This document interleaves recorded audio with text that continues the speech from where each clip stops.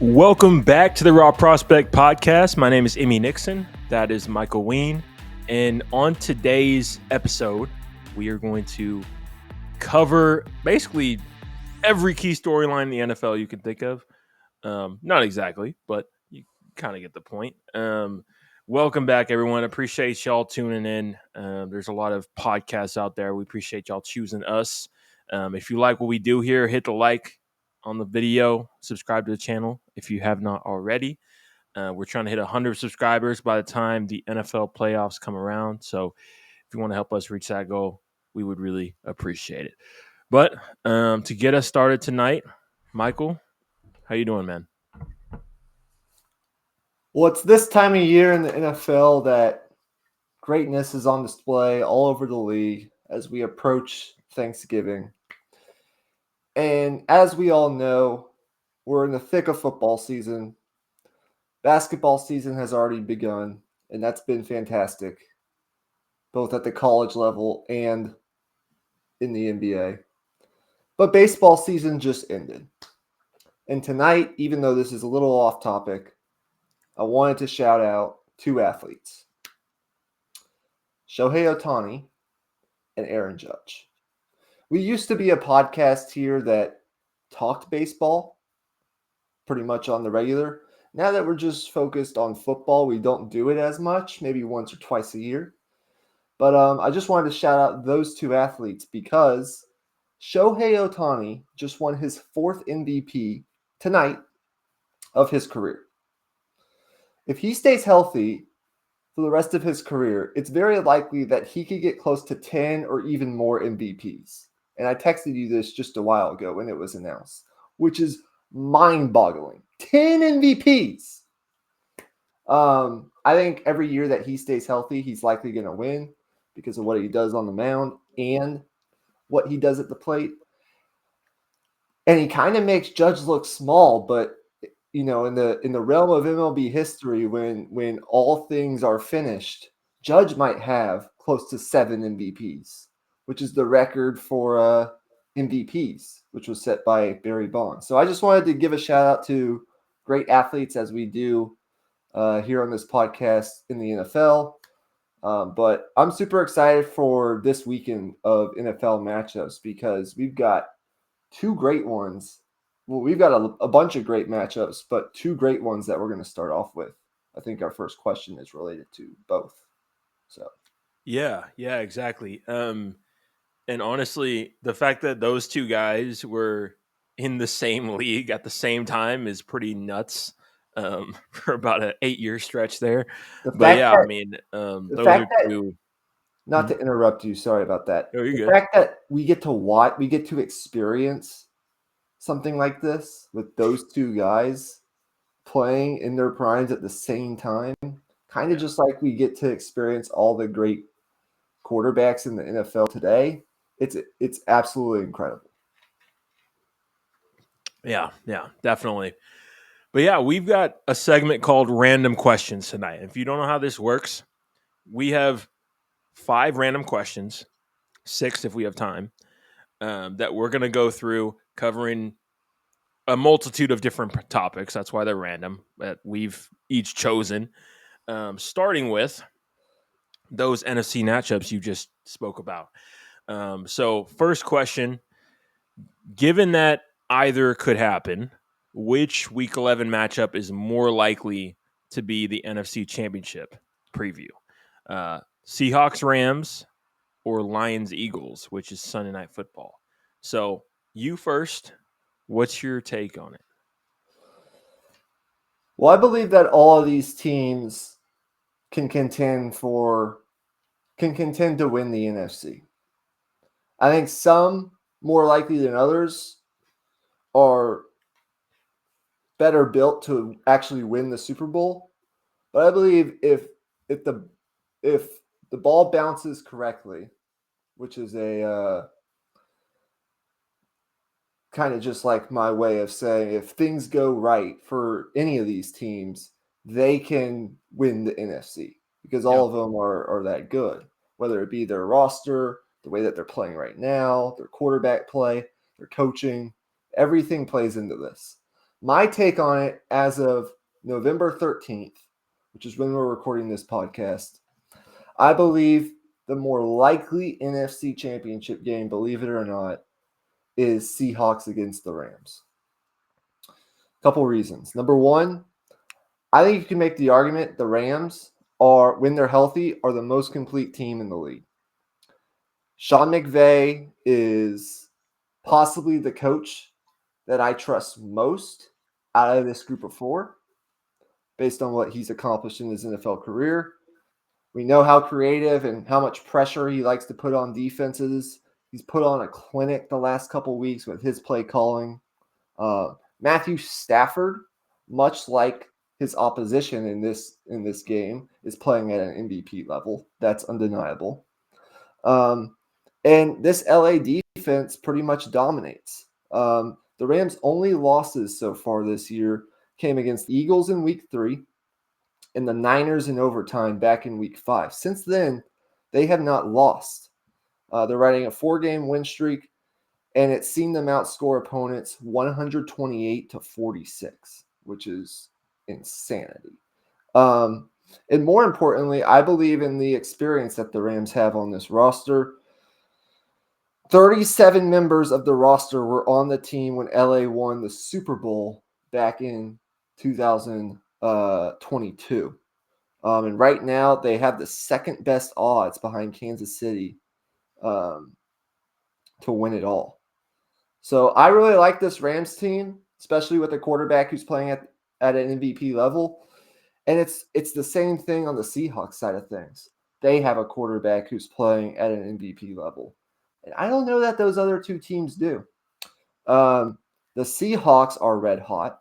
They lead the NFL in explosive plays with 40 plays over 20 yards. Their defense is young, and it's one of the best in football. They have Jackson Smith and Jigba, who might break the receiving yards record. That's something I never thought I would be saying. Yeah, no, definitely not. And this defense just plays fast, physical, and they're relentless.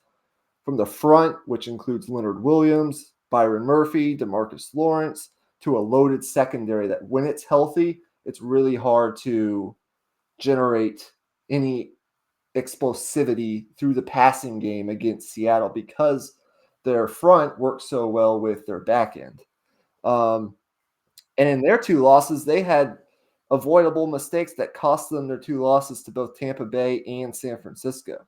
But they've also won 4 straight games.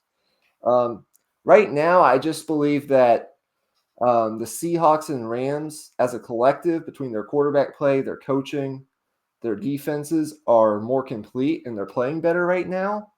And I can easier envision them playing in an NFC Championship game than I can the Eagles or Lions. But obviously, the Eagles, until they are beaten in the playoffs, are the defending champs, and they're likely to win their division, get 1 or 2 home games. And the Lions are obviously going to be hungry to get back to, advance past where they fell short last year. And if their defense is healthy and they can sustain a run game, they're obviously going to be dangerous. But I do have some questions there with the play calling situation, as it was kind of weird this past week. Dan Campbell took over the offensive play calling, and I'm not quite sure what to think of that. So it's close, but my answer right now would be the Seahawks and Rams. That might be a hot take. I want to know how you see it.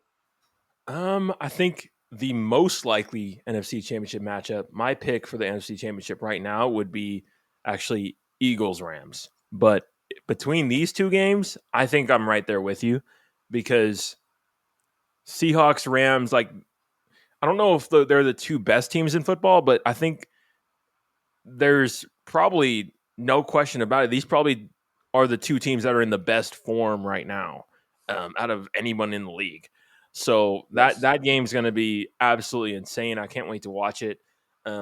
You mentioned like all the numbers. I mean, it jumps off the screen as you watch it. Right, Jackson Smith and Jigba. I never thought that he would reach this type of ceiling this quickly, especially given the slow start he had to his career, like I thought he would I thought it would take a little while for him to reach like superstar status, given that this is his first year as the number one guy. But it was immediate. Like he just flipped a switch, and it just feels like he's open on every play, almost. So, yeah, the Seahawks are legit. I really like their coach, and I think Seahawks Rams is probably going to be a really good rivalry over these next couple years, probably until Stafford ends up calling it a career. I agree. I think we're on the same page there. Let's move. Let me introduce our next question. As long as we're done with this question. Yeah, well, the last thing is the Rams have the Falcons pick this year, so there's a chance they have a top 10 pick in this upcoming draft, which is That's just insane. fucking mind blowing. But yeah, But we can move on. But why would that be important? Well, maybe if they're looking towards the future and Stafford's going to retire soon, potentially, could they be looking for a quarterback in that scenario? Who knows? We'll see. I mean, I would love to see Fernando Mendoza in a Sean McVay offense. I think that would work really well. Yep. He's likely the favorite to be number one right now, I think, based on the way he's played, and he kind of had his moment on Saturday against Penn State, like his Heisman moment, with that drive to win and that throw in the end zone to win. But yeah, it'll be interesting to see what they do with that pick. But let's move on. Let me introduce our next question. So bring that question up. I thought this was interesting, not just because I think there's conversations to be had about both of these coaches, but these coaches kind of come from the same background. Now, there are different levels of expectations here, I believe, for both franchises. One being the Bills and Sean McDermott, and the other being Mike Tomlin and the Pittsburgh Steelers, who are up and down kind of.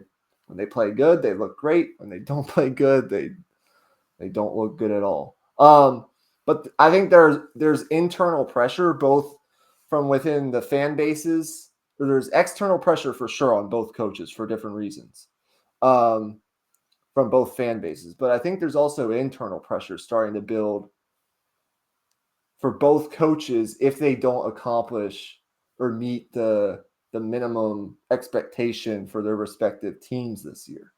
And the interrelation between the two coaches is not just that there's pressure building on both, I believe, if they don't accomplish what they want. And that's not to say they'll be fired after the year. It just means there's more pressure building up, and that could result eventually in a parting of ways with both. But they both went to the same school, William and Mary, which is interesting. So, Emmy, I ask you, which AFC coach between these two coaches right here is under more pressure the rest of this season? Is it Sean McDermott or is it Mike Tomlin? Well, I think it'd be easy to argue for either of them, but for me, I think Tomlin is under more pressure, but it's close. I think it's pretty close. Because here's the thing: like the Steelers are sitting at what 6-4 right now. 5-4. I'd expect them to be 6-4. If they're not 6-4, then we really need to have a conversation. Well, yeah, 5-4. If things go south, or if they end up, say they end up at like 8-9, 7-10, like just for the sake of argument, at that point, if you're the Steelers, like, is it time to move on? Like, I feel like for Tomlin, his job is more in question, and McDermott, like, I think he's a year away from being on the actual true hot seat. Now, with that being said, though, if the Bills end up in a scenario where they're fighting to make the playoffs, which, given their schedule, that's within the cards for sure. They're playing a lot of tough teams here coming up. If that ends up happening, then that's a different conversation. I think in the near immediate future, if both teams like have a worst case scenario, who do I see getting fired first? It's probably Tomlin. I actually agree with you here, not because I'm a Steelers fan and I want to take shots at Tomlin or anything like that. I think I'll put it this way. I think McDermott potentially has higher expectations and more to accomplish to avoid potentially being fired down the road. Because I just think the Bills are viewed in a different tier. Right. And their goal right now in this window is to win a Super Bowl. That's not quite what we're asking from Mike Tomlin here. So I think he's got a higher bar to be held to that he needs to get to here either this year or next year, or else he's probably going to be out. Otherwise, you're just wasting Josh Allen. And not all of it obviously is put on him, but he probably would be the scapegoat, right? With Tomlin, I think I think it was James Palmer, who's an analyst, I think for NFL Network, maybe ESPN, I'm not quite sure which one. He put it perfectly when he said, Mike Tomlin has basically been the best at elite mediocrity. That's what the Steelers have been over the past 8 to 9 years. Elite mediocrity. They will win enough games in the regular season. Most years, when there's no injuries to their quarterback, they'll get into the playoffs, but they don't win playoff games anymore. The expectation with Tomlin this year, with all the moves that they made, was can these veterans hopefully make the difference between us being one and done in the playoffs and just winning a playoff game? That's how we're either going to get, that's how we're going to, it's either that or we don't compete this year. Like we get out of this mediocrity phase of that we're in as a franchise. But they went, I wouldn't say quite all in because there are still holes on this roster. If they were really all in, I think they would have gotten a number 2 receiver and things of this nature, maybe another corner at the deadline. But I just don't know. Like the Steelers right now are kind of like a bag of jelly beans. Like, do you get a good bag of jelly beans, or are you going to get a bad bag of jelly beans? I don't know what I get from this team on a week-to-week basis, and that largely falls on the coaching staff. You know, you know what you're going to get from a Dan Campbell coach team. Like whether they win or lose, you know what it's going to look like. You know what you're going to get every single week out of, say, like a Sean McVay coach team, or from the best coaches in this league, an Andy Reid coach team. You know what you're getting from those teams. With Tomlin, the Steelers, like they go out and they crush the Colts, but then they come out on a Thursday night and they lose to the Bengals. And it's just like, what version of the Steelers are we getting? I think, and I've heard that there's more pressure right now on Tomlin within the organization and Art Rooney II, who probably is only around for another 3 to 5 years based on his age. And, he'll probably pass it off to his son here pretty soon. There's pressure building. There's a lot of pressure building from the fan base, but Rooney is growing frustrated, and when he gets frustrated, that doesn't happen very often. He hasn't really been frustrated or this frustrated until now, because they made the moves. They had a very un-Pittsburgh Steelers-like offseason. They made all these moves. They want to try to get off the playoff win drought, which is now spanning 9 years, and if it goes on another year this year, that's 10 years for this franchise without winning a playoff game. That's just that's not going to cut it. And Tomlin has had his chances. He's hired multiple offensive coordinators. He's hired multiple defensive coordinators, and none of them have really worked out. I mean, I'd argue that Arthur Smith has been decent, but none of them have been elite. You don't see other NFL teams picking at the Tomlin coaching tree when they look to hire head coaches. So I think there's a little more pressure on Tomlin because I just don't know that the Steelers are going to – I don't know that this team is going to make the playoffs. Now, I do think if they reach their full potential, this team is more suited than like the past 3 or 4 years to actually win a playoff game. But I don't know that they're going to – I don't know that they're going to make the playoffs at 5-4. They got the Bengals this week at home. That should be a win. But Should be. then you look at it, past that, you've got at Chicago, which is a winnable game, but it's not an easy game. And then you got to play the Bills and Ravens back to back. You got to play the Ravens, who are now healthy, twice in the last 5 weeks of the season. And on top of that, you also have to play the Lions. So I don't know that this is I don't know. I think the Bills probably get in. I don't know what to think with Pittsburgh right now. Yeah, it's hard to say. But with that, we can go ahead and move on to question number 3. How dangerous are the Houston Texans if they get into the playoffs? I was the one that came up with this one. And really, it all just boils down to this defense is ridiculously good. And,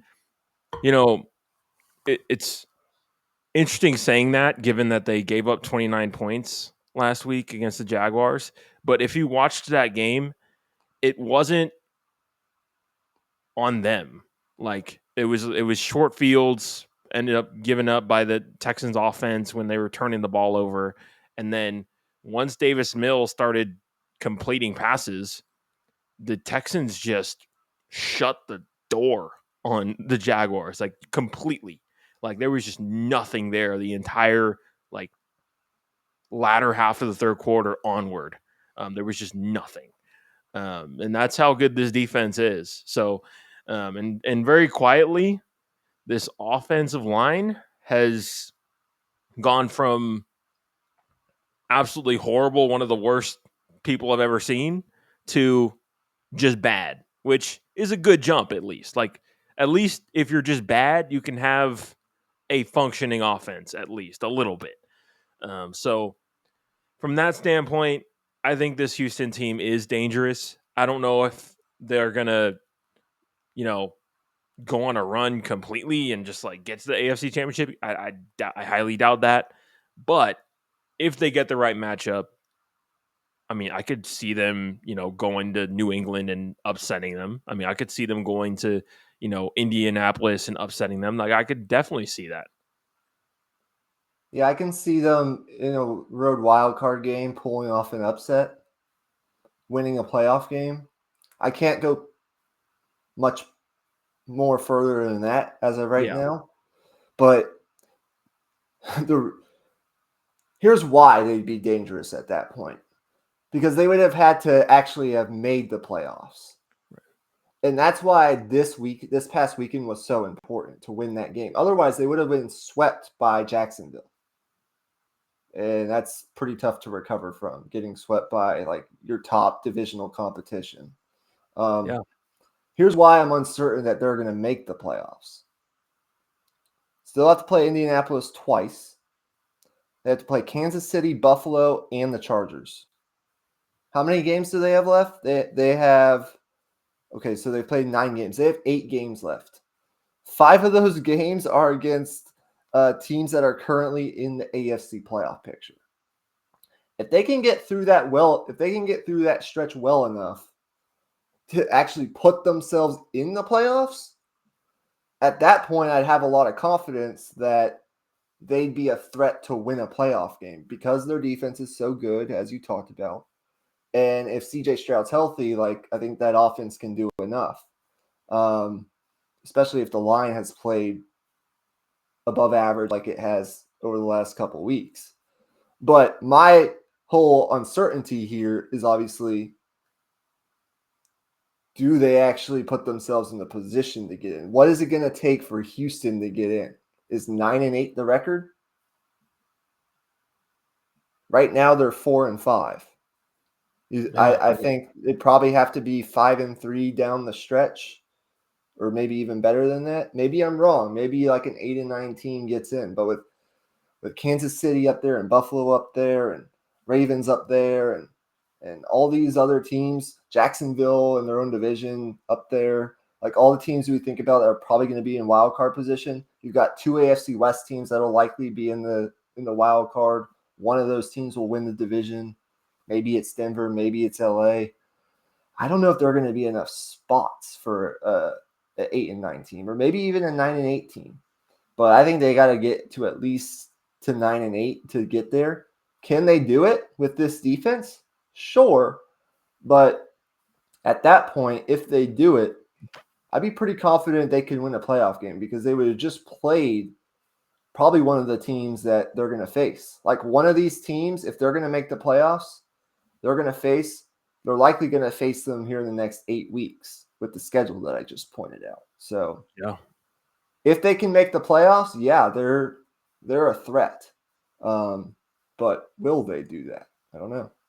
Yeah, we'll see. I think they have a shot, but it's going to take a lot for sure. But on to the next one. We're on the New York Giants, y'all. The most fun team to talk about in the NFL. Not really. But did Brian Daboll, former Giants head coach, deserve to be fired by the Giants? And number two, what is Brian Daboll's future? I'll let you start. What do you think? So first one, I've been seeing a lot of people just like, oh, they had to do it, like, oh, like they, they just couldn't find a way to close games and all this. Like, I mean, I get it, I get that angle of it, but to me, like, I saw a team that was still fighting for their head coach, like really hard. And I know that obviously they're 2-8, and like the results ultimately speak for themselves in terms of like, hey, like you knew coming into the season you had to win at least 5-6 games just to keep your job. You knew that. But for me though, I honestly think Brian Daboll, like it's gonna be hard to find a like absolute complete upgrade to that. Like I think Daboll is a good coach. Like I really do think he's a good coach. I think he's just had a lot of bad quarterback play, a lot of bad rosters ultimately. And even this roster, we thought this defense was going to be a lot better. And I think that's ultimately why he got fired, is because this defense didn't take the step forward that everybody thought they would take given their defensive line. But you look at that secondary and they just don't have a whole lot. So like I don't know. I kind of feel for Brian Daboll a little bit, because that was I feel like he was dealt some really bad cards. I understand why they fired him, but it was also like I still think he's a good coach, and that I might be stubborn saying that, but I really do. I can see the argument that he maybe didn't deserve to get fired now, like in the middle of this season with so many games left to play. But ultimately, the NFL isn't about hypotheticals. Yeah, The NFL is about results. And to me, this came down to a couple things that ultimately resulted in him deservingly more so than not getting fired. Although you can argue when he should have gotten fired. I don't agree that maybe he necessarily needed to be fired now. I think you let him coach out the rest of the season and see where you end up then, and then make that decision. I've never been a fan of firing coaches mid-season. There are certain exceptions to that, obviously, but I just never have loved that. yeah. It almost never ends well. Especially when you're largely have been a dysfunctional organization for like the past decade, which can be said about the Giants and some other organizations in the league.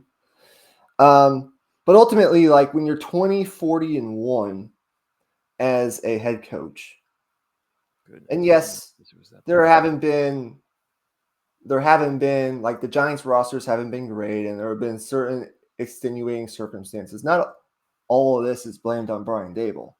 And I do agree with you that like he's a good coach. I believe that guy is going to find another job, maybe as a coordinator, and maybe get another opportunity as a head coach down the line. And maybe if a certain job was to open up, maybe a certain quarterback would make a demand for him to be his head coach. I'll let you guys figure out who that is. But could he coach in college? I don't know. I don't want to drag us off topic. I could see it, actually. When you're 20, 40, and 1, and in your first year you do such a good job, you go, what was it, 9-8? Yeah, I think it was and you win a playoff game with Daniel Jones. I think it was 9-7-1. 9-7-1, whatever it was, and you win a playoff game with Daniel Jones. But then every year after that, you get worse and worse and worse. This is what it's going to result in ultimately. There was regression every single year after that year. And can't start 2-8 3 consecutive years and expect everything to come up, roses and rainbows or whatever the case may be. I also think, and tell me what your opinion on this is. There was an incident earlier this year where I think it was Jackson Dart came off the field, I think with a concussion maybe, and he was in the tent, and Brian Daboll went over and got into like an argument with the medical staff. I think there was some weird optics there. And when you just look at the fourth quarter collapses, I think there have been 3 or 4 of those so far this year. Cannot happen repeatedly. If it happens once, okay. If it happens twice, kind of need to get worried a little bit, but okay. Understandable. It's the NFL. You're playing against good teams every single week. Once it happens 4 times, it's a trend. The Giants could ultimately have themselves in a lot better position than they are right now, and maybe Daboll still has his job. But then also, isn't this like the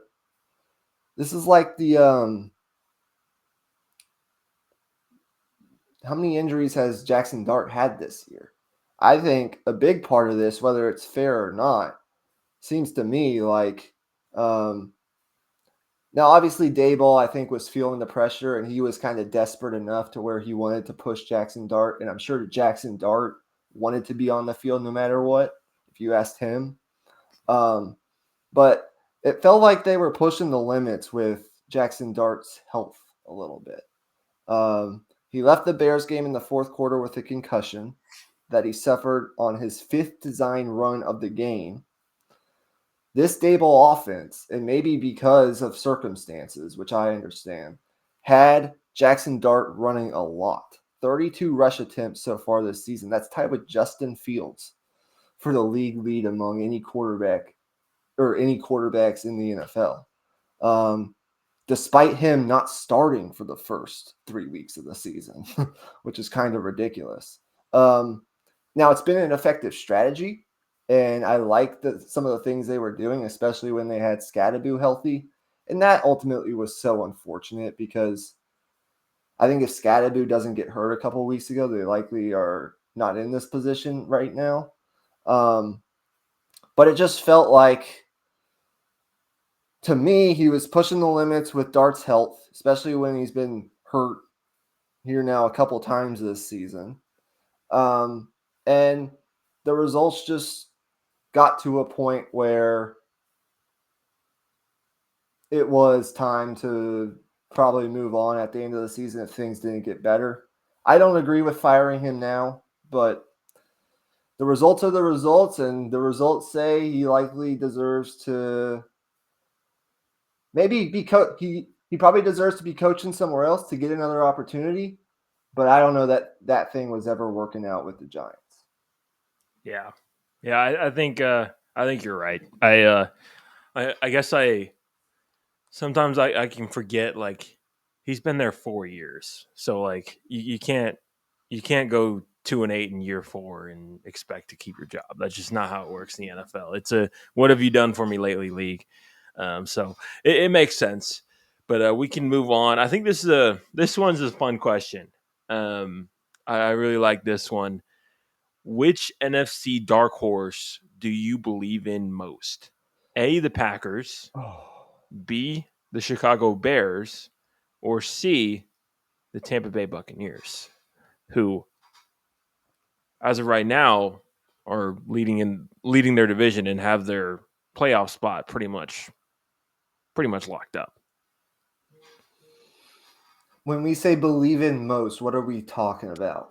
To make like a run to the NFC Championship or what? Like, Yeah, what is our? to make a run in, like, who do you think is most playoff viable? I'll say this: I've been higher on the Packers than most of the season. I don't know that I believe in them anymore. They're one of the oddest teams in football to figure out to me. They look like world beaters week 1. Okay, they looked like world beaters in the second half against Pittsburgh. And look, I think a couple things have played into like their drop off the last couple weeks since that Pittsburgh game, including Tucker Kraft's injury. That was killer. But despite being anchored by a good quarterback and all this talent on the offensive side of the ball, Green Bay's offensive struggles have left me flabbergasted over the last couple of weeks. All 3 other losses came in very winnable games.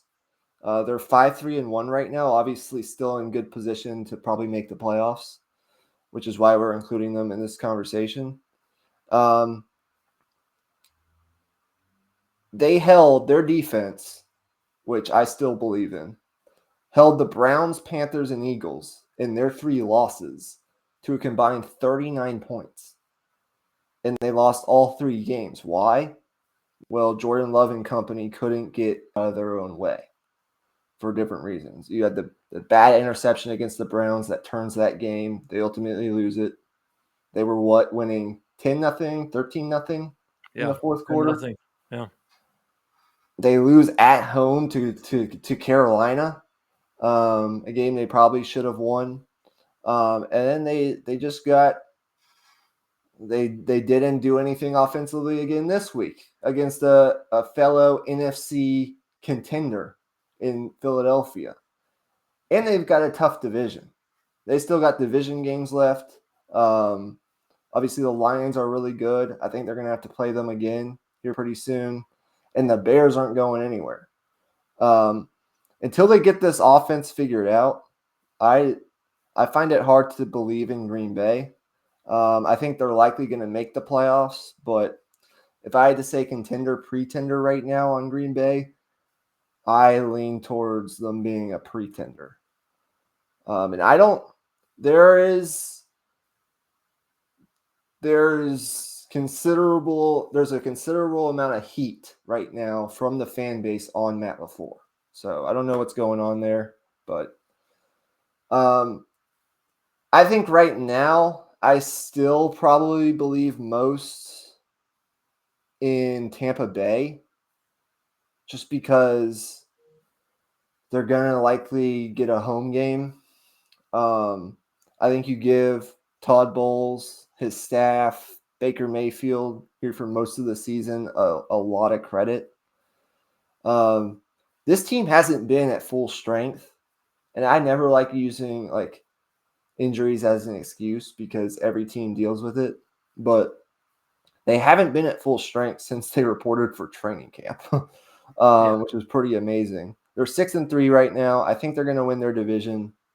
I don't see Atlanta or Carolina challenging for it at this moment in time. Whether it's the offensive line, the receivers, the running backs, and even their defensive front and secondary, they spent this entire season basically plugging and playing, and yet they still lead their division. Now they've got to get through the next couple weeks. They've got a game. Who do they have to play here? They got to play the Rams But they also get their division 4 more times this year. They get Arizona, New Orleans, Atlanta, Carolina twice, and they still have Miami remaining. So they have a couple tough games left, but I believe in Baker Mayfield. I believe in Todd Bowles. I believe in this coaching staff. I I think they'll probably get reinforcements, at least some, before the playoffs. I think Bucky Irving is on his way back, and that could definitely help the run game here pretty soon. I don't know what to think of Chicago because they remain very inconsistent on defense. I think they have a pretty underperforming pass rush. They have an injury-plagued secondary, which I don't quite believe in. They gave up like 40 something to Cincinnati a couple weeks ago. I don't know. I think they're a work in progress that could win it, but if I'm betting on Tampa Bay or either of these teams to make a run, probably bet on Tampa Bay, but I don't feel great about any of them, to be honest with you. Yeah, I think that's the part that makes this interesting.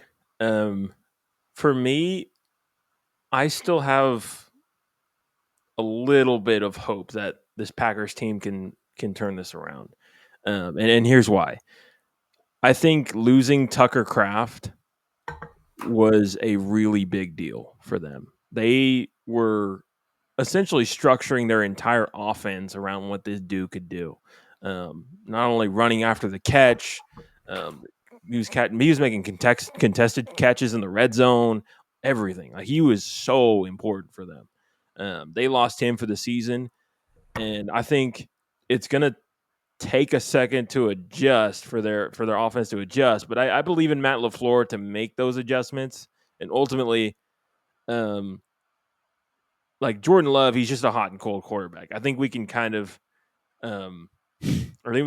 just accept the fact that he's just going to be hot and cold. That's just how he's going to be, I guess. So Jordan Love could get hot again, and like maybe Matt LaFleur figures out how to get this run game going.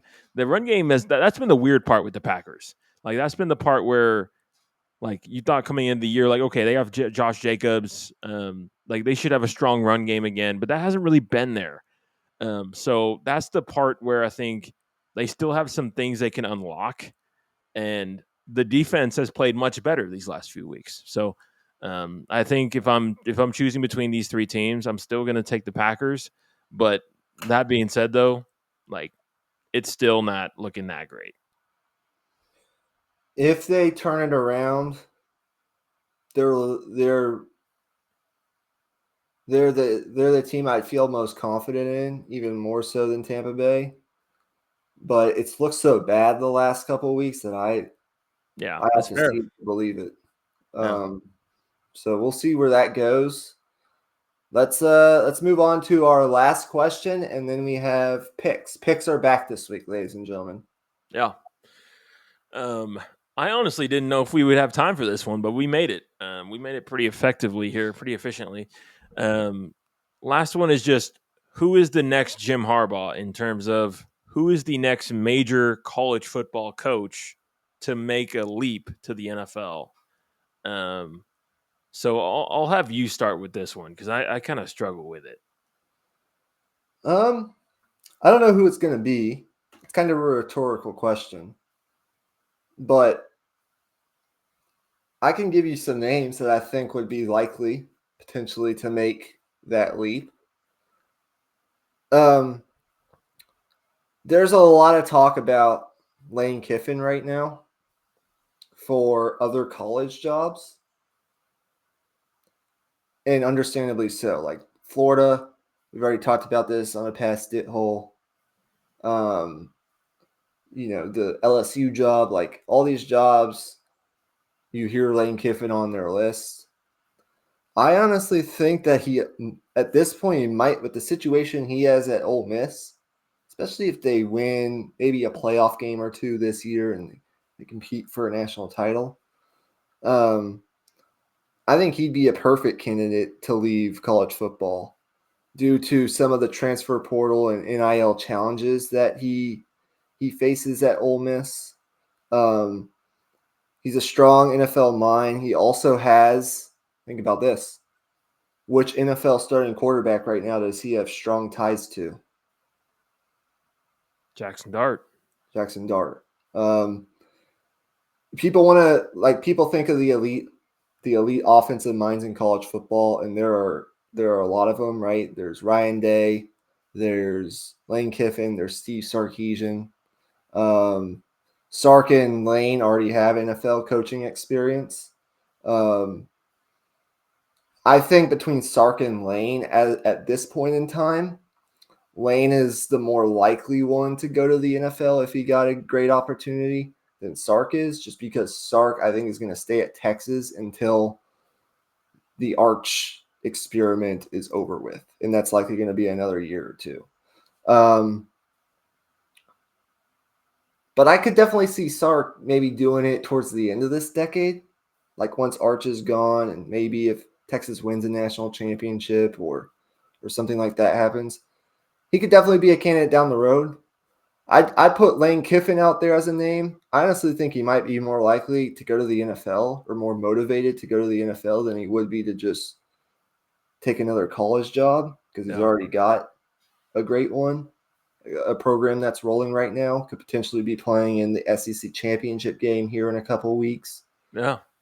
Another guy I throw out there who's very young, who I think NFL teams would love because of his ability to build like a culture and just manage human beings and get the most out of his teams.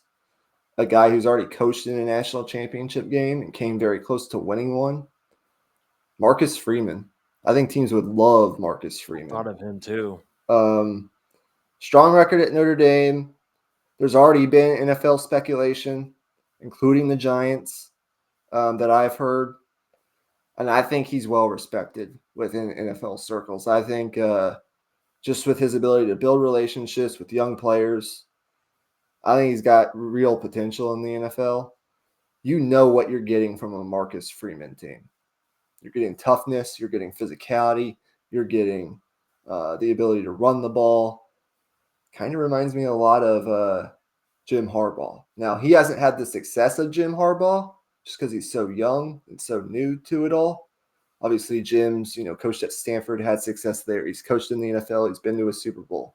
He's won a Super Bowl. He's won a national championship. So we're not talking about who is the next Jim Harbaugh in terms of guys to accomplish all of that. But I could see Marcus Freeman.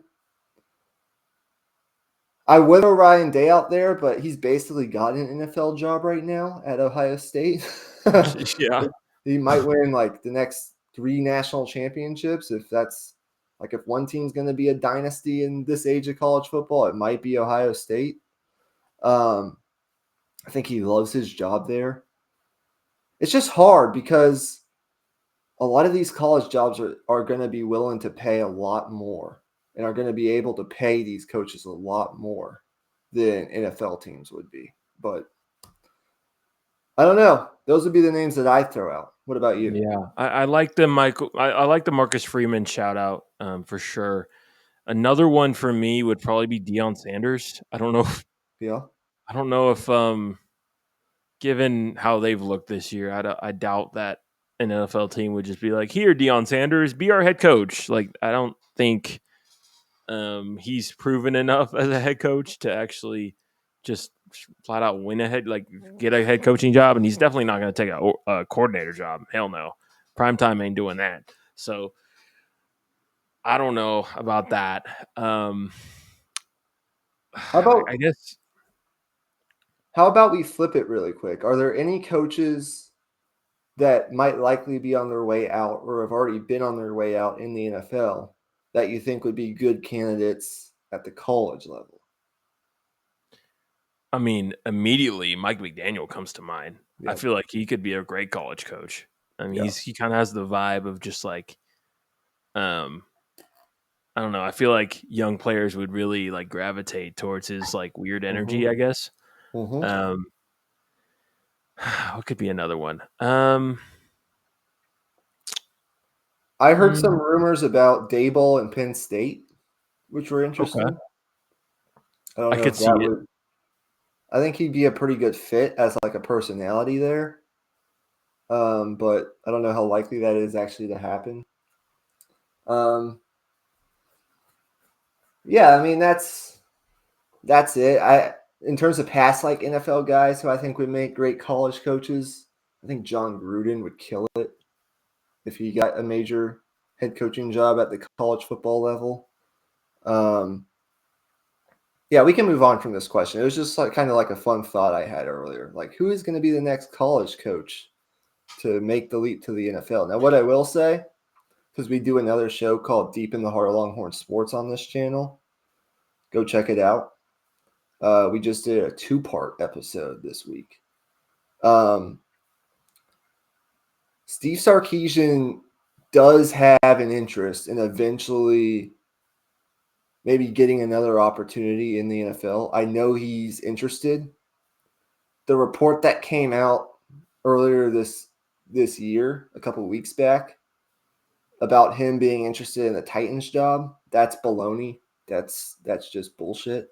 No, But I think eventually, Sark is a guy. If he accomplishes what he wants at Texas, or maybe even if he doesn't, he could eventually leap to the NFL.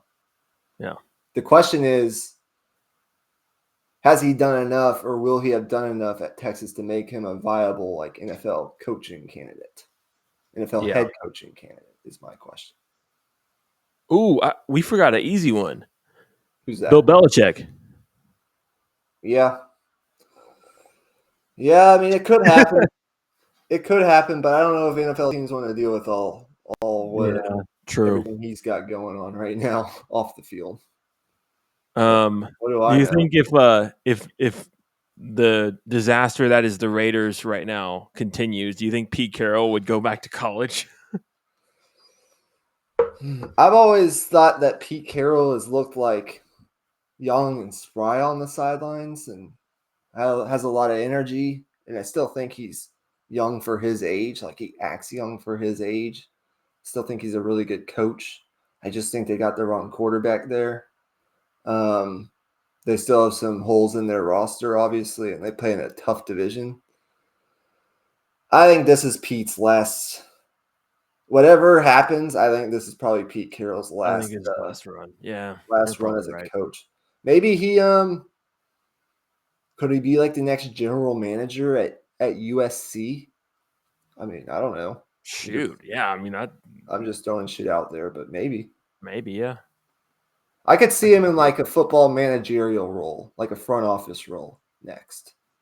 Yeah, definitely. All right. Okay, yeah. Let's get into these picks here.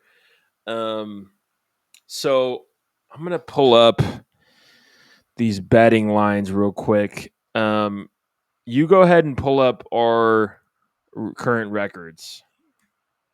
Yeah, I know them off the top of my head, but just for clarification here, we didn't pick last week. So Emmy and I, through the season, um, have made 16 picks, 2 per week. We've picked 8 weeks so far. There's been 10 weeks. We didn't pick week 1, and then we didn't pick last week. So we picked in 8 of the 10 weeks, 2 picks per week. That makes 16 picks if you do the math. Emmy is 8-8, and I'm 6-10. So I'm kind of the guy here who needs a good, like really needs a good week this week, because I've been 0-2 consecutively the last 2 weeks that we've made picks. So do you see anything that you like? Um,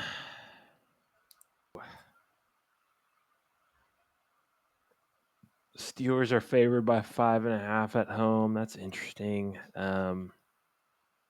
Bucks Bills. I could see that going over 50.5.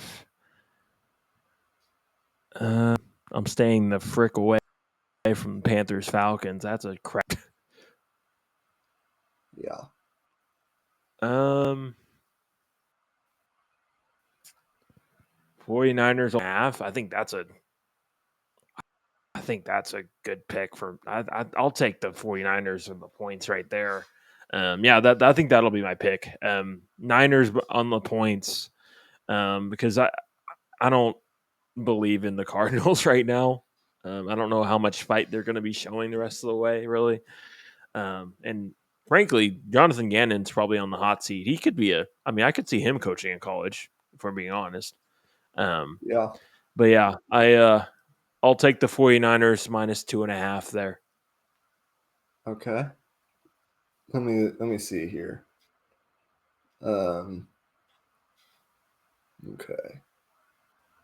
Let's see. So you've got Detroit minus 1.5, Philadelphia minus 1.5. What do you think of that Kansas City Denver game? What's your outlook on that one?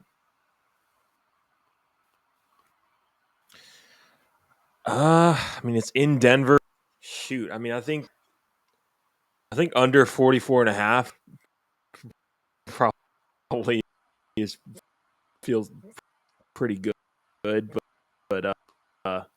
it's risky though Yeah. because the Chiefs could get hot. All right, I'll tell you what I'm going to do. I'm going to take. This is a weird one, but we talked. This is a weird one, but it caught my eye. This Green Bay New York Giants game. Yeah, I don't see a lot of points in this game. I'm taking the under. What is that? 44.5. yeah, 40. Yeah, or it's 42.5 now. That's what it. Yeah, 44.5 is what it opened at. Okay, well I'm still taking it. Okay, fair enough. Okay, I think I'll stick with that game. Actually, I'm gonna. Yeah, I'm gonna take the Packers minus 7.5. Jackson Dart is already confirmed not to be playing. I don't know if Jameis Winston or Russell Wilson's going to be starting. Personally, for this pick's sake, I would rather Russell Wilson start. But oh shoot, actually, It's gonna no. be Jameis Winston, by the way. Oh, it's going to be Winston. Yeah, no. Okay, then I'm going to take Texans minus 5.5 then, over the Titans because the Titans suck. Texans minus 5.5. Yep. All right, the line I have is 43.5 on the Packers game, and that's between 44.5 and 42.5. Okay, I will go with that. So I'm going to take that if that's okay with you. Yeah. Okay. Let's see. What do I want to do here? Do. I've been much better betting over unders than spreads. Let's see. Okay, so you bet San Francisco and Houston. Those are two good ones. I think this game could be the over. Washington and Miami. Potentially, yeah. Based on what I saw from Miami last week, that definitely could happen. Who's playing quarterback for Washington? Is it still Mariota? Yeah, it's Mariota. Hmm. Daniels is questionable, but I doubt he's going to play.